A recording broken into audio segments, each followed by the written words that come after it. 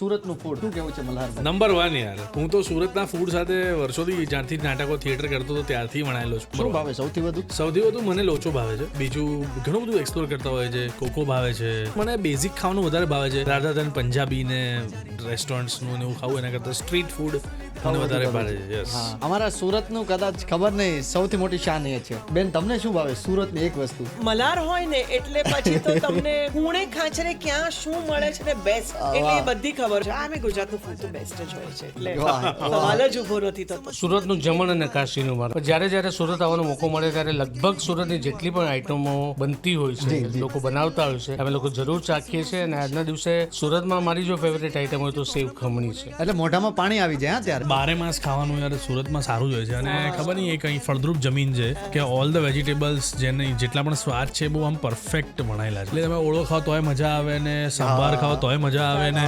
રસાવાળા ખમણ ખાઓ તોય મજા આવે. એટલે ઇટ્સ ગુડ. નામ સુરત છે પણ જન્નત જેવી શાન છે. એક ડાયમંડ ને બીજું ટેક્સટાઇલ બિઝનેસ અમારી જાન છે. હેલો મિત્રો, આવા જ શોર્ટ્સ અને આવા જ પોડકાસ્ટ વધારે જોવા માટે તમે અત્યારે જ આ ચેનલને સબસ્ક્રાઇબ કરો.